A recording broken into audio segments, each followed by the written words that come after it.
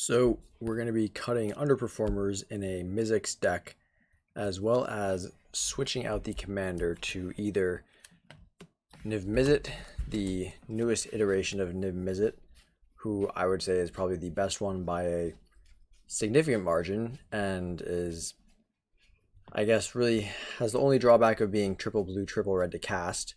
But that's a little bit offset by the fact that he can't be countered. The dealing 1 damage to any target whenever you draw a card, we've seen that before on End of Mizzet, so that's pretty awesome. Definitely scary. You can go... So you can throw like a curiosity on him to get the infinite card draw. Because basically curiosity will say whenever this enchanted creature deals damage, you draw a card. So then it'll obviously cause you to draw a card. Niv Mizzet will deal 1 damage to any target.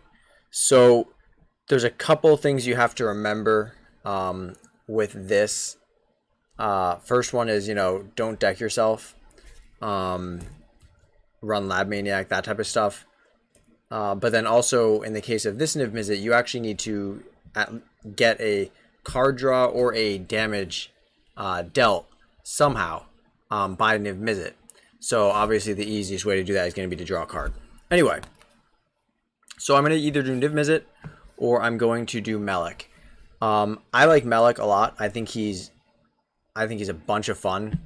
I mean, really just he's more janky, but he's more fun in terms of like the spirit of the game, so to speak.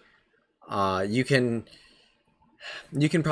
abuse him, certainly. With like top deck manipulation. Obviously, I'm going to be running like top Jace the Mind Sculptor. Probably Soothsaying. I'm not sure if I'm going to put the Proteus Staff in there. So basically, depending on which direction I go, Melek or Niv Mizzet, it's going to determine, do you run Curiosity, Ophidian Eye, stuff like that, or do you run Proteus Staff and a couple more deck manipulation cards than you would normally. So I haven't quite decided which direction I'm going to go, but regardless, I'm just going to run through the deck really quickly, and I want to start cutting some of the underperforming cards and kind of explain why. So Counterspell is fine. Goblin Electromancer, he's about 50-50 right now for me. He does reduce the spell casting costs. It's definitely useful, but I'm not really sure. He dies so quickly. Spell Blast, we're going to keep that. Even though it is, a little bit more expensive, it's X, you got to pay 3 additional. You're going to want that when you get to the point where you have a lot of mana available. So we're going to keep that in the deck. So one thing you could cut is Memory Jar. I'm thinking I may end up cutting it just because the heavy mana investment for it, as well as Gutter Snipe. I know that Gutter Snipe is a good card, but he's really good only when you're going off. Jori N, it's additional card draw, so that's nice, but it doesn't, you don't draw cards every time you cast. It's only when you cast your second spell. So I'm not sure whether or not we're going to keep Jori N in there, but right now I'm just kind of singling out the underperforming cards. I know that there's a better version of Comet Storm now. It's Jace's something. Not Jace's, Chandra's probably. Chandra's something.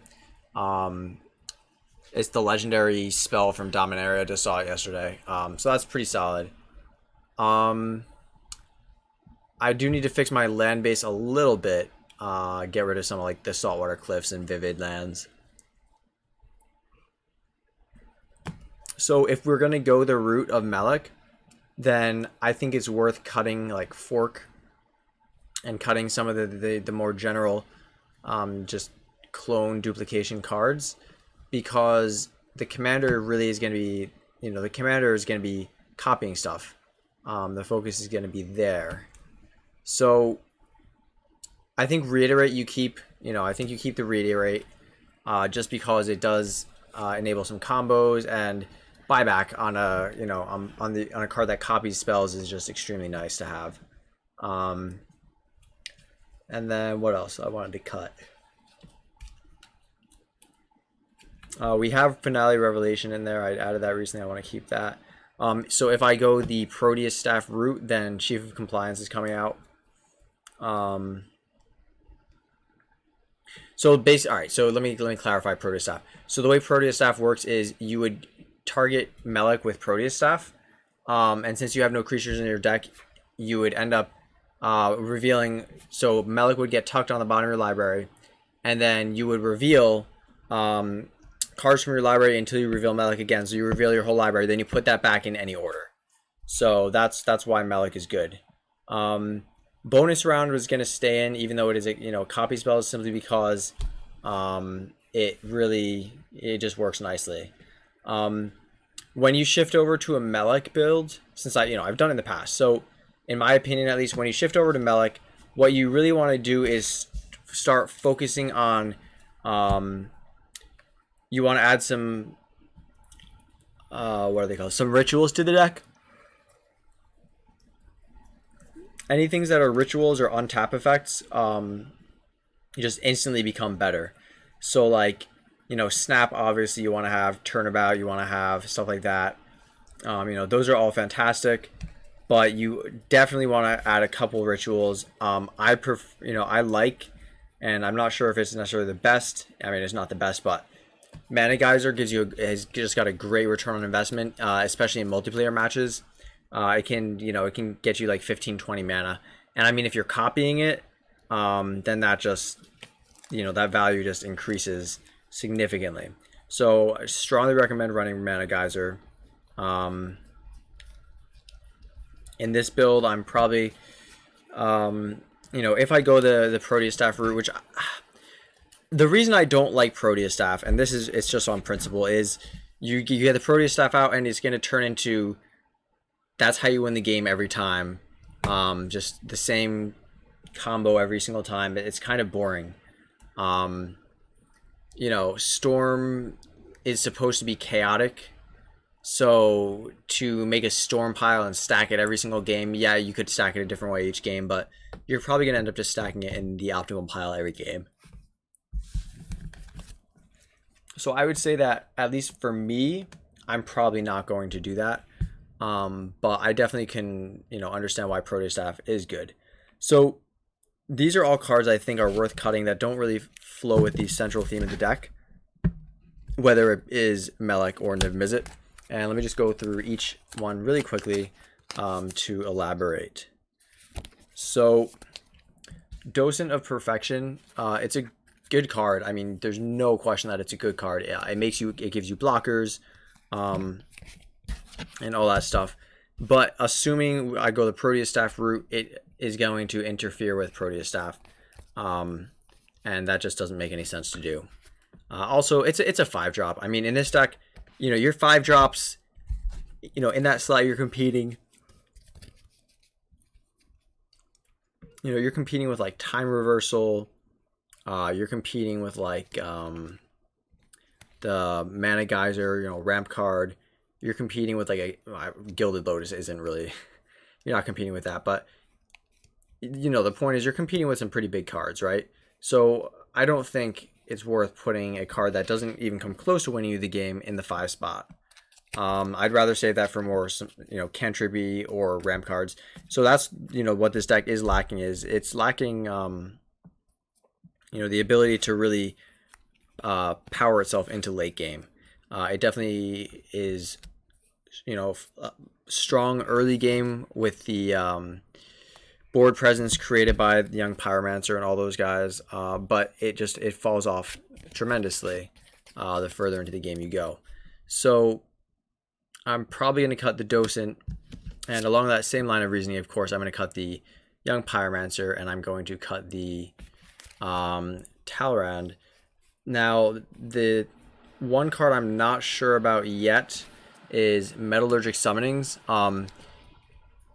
It's a good card in theory, very good on paper. I mean, it returns instants and sorceries from your graveyard to your hand. Some of the reasons I don't think it's worth having would be several of the wheels in the deck shuffle. And also,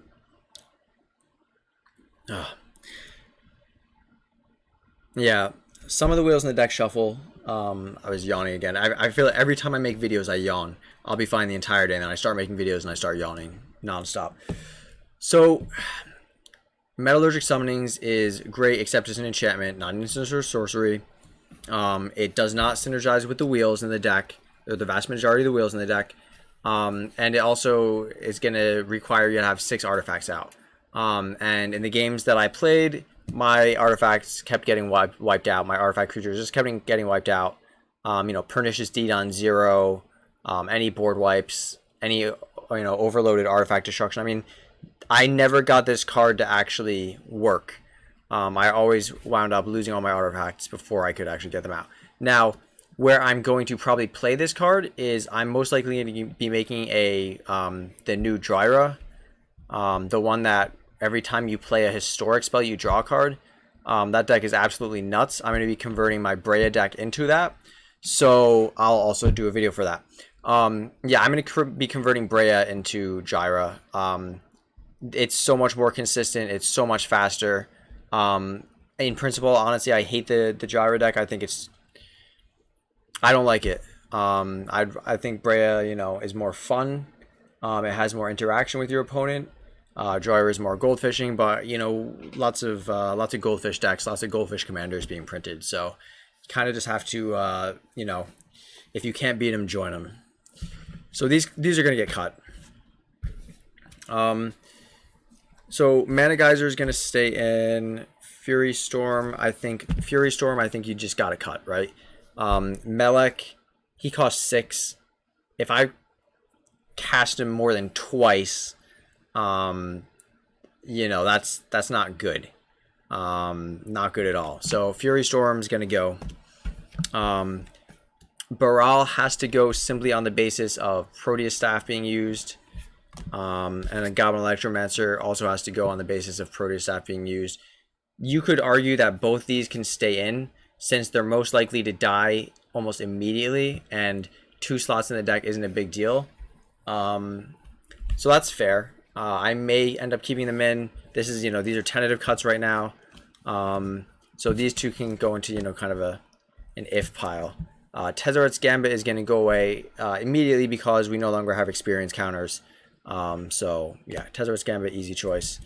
Fork, again, Melek does it for us. So for now, I think Fork's going to come out. It might go back in, but I think it's, I think it comes out for now.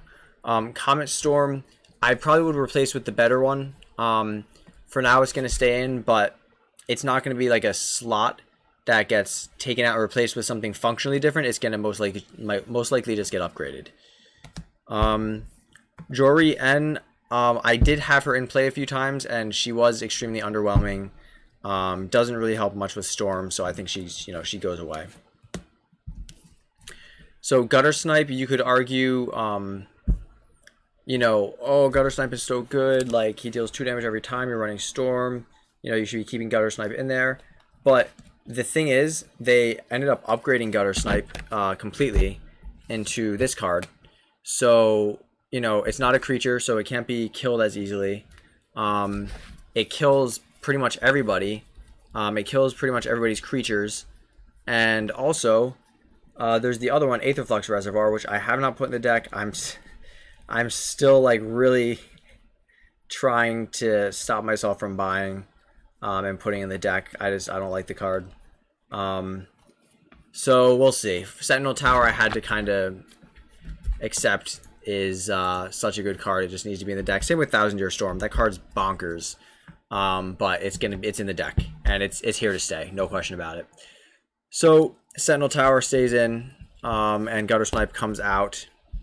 Memory Jar is the toughest cut to say, and I probably will end up keeping it, even though my biggest problem with it is that it costs 5, and it's useful, and in a Storm deck you can just burn through that new hand you get from it. So I'm probably going to keep it in here, but it's going to go into like the if pile in the event that I find something that's simply strictly better than it to put in the deck. So in terms of what we're going to be adding to the deck, I'm going to grab those cards, put them together, and then show them. So for now, I think the biggest, decision is going to be whether or not I want to do Niv Mizzet or Melek. The only difference really between those two is going to be which combo pieces go in the deck. I may end up putting Proteus Staff in here anyway, and then just not always making the same infinite combo pile each time. So we'll see.